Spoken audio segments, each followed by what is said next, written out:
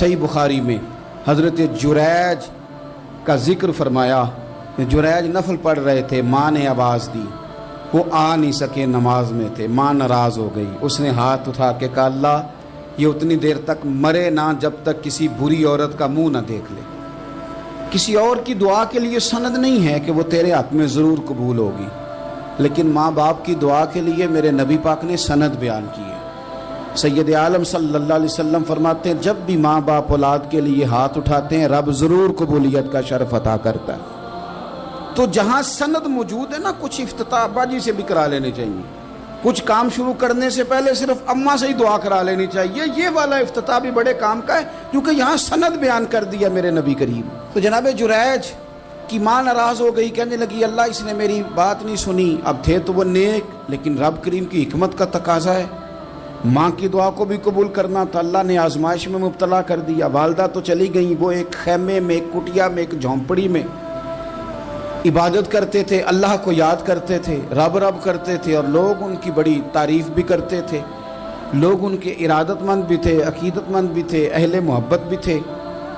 ایک عورت آ گئی، بس وہ اللہ کی حکمت پوری ہونی تھی، اس نے آ کے پہلے تو انہیں اپنی طرف مائل کرنا چاہا، جب نہ مائل ہوئے تو الزام لگا دیا۔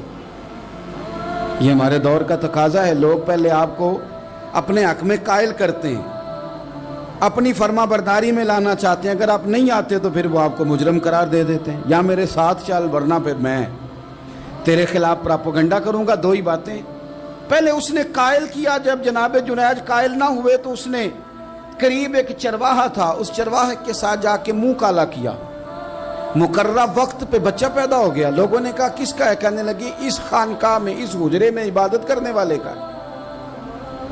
اگر کسی دیندار پر ذرا سا بھی الزام لگ جائے تو آپ یقین کریں کہ بڑے بڑے خوفناک لوگ بھی نیک ہو جاتے ہیں، جن کا اپنا سارا ماضی کالا سیاہ ہو وہ بھی اجالوں کے راہبر بن جاتے ہیں، جن کی اپنی زبانیں ساری زندگی آلودہ رہی ہوں وہ بھی بڑے بڑے اعلیٰ سچ بولنے لگتے ہیں۔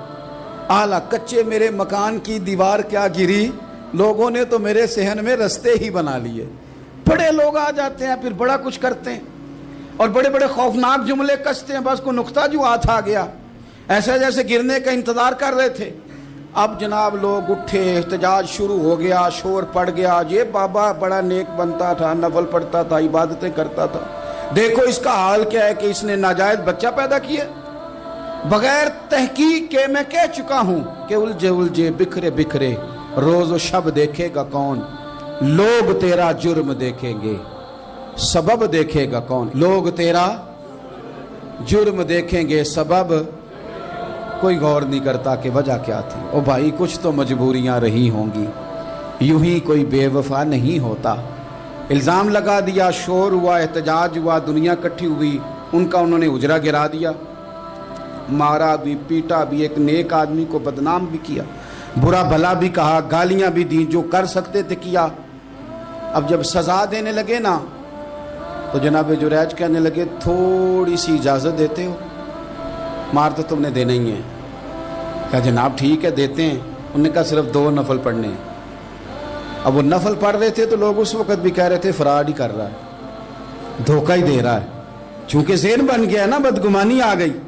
انہوں نے 2 نفل پڑھ کے ہاتھ اٹھائے، کہا اللہ جانا تو میں نے ہے، پر اس رسوائی کے ساتھ جنازے تک نہیں خراب ہو جاتے، قبریں تک نہیں لوگ بدنام کر دیتے، کہ اللہ جانا تو ہے پھر اس رسوائی کے ساتھ، تو میری مدد فرما، اب تو میرا کیس تیری ہی عدالت میں ہے، تو رحمت کا دروازہ کھول۔ ہاتھ اٹھائے، دعا مانگی، نفل پڑھے، پورے مجمع پہ نظر دوڑائی، کوئی نہیں تھا سپورٹ کرنے والا۔ کل تک جو کہتے تھے نا تیرے لیے جیئیں گے، تیرے لیے مریں گے، ساری عمر ہی آٹا گدہ ہے، لکھاں کیتے نہیں پیڑے، اب وقت آیا ہی تے محمد بخشا کوئی نہیں ہو بیٹھا نیڑے۔ ایک بندہ بھی نہیں تھا ووٹر سپورٹر ساتھ دینے والا، کوئی نہیں تھا۔ تو جناب جنیج بچے کی طرف اشارہ کر کے کہنے لگے کوئی نہیں بول رہا، تو ہی بول کے بتا دے تیرا باپ کون ہے، تو ہی بول کے بتا دے کون ہے۔ اللہ اکبر۔ میرا رب جب چاہے تو بچے بولتے ہیں، رب چاہے تو گونگے بولتے ہیں، رب جب چاہے تو پھر پتھر بھی بولتے ہیں۔ جب کہا نا تو ہی بتا تو بچہ بولا، اور بول کے کہنے لگا میرا باپ جریج نہیں، میرا تو وہ ہے جو بکریاں چرانے والا ہے، وہ میرا باپ۔ جب رب کریم نے توفیق دی تو بچہ بول پڑا۔ جب رب بندوبست کرتا ہے کسی کی عزت کی حفاظت کا تو پھر کوئی اسے رسوا کر سکتا؟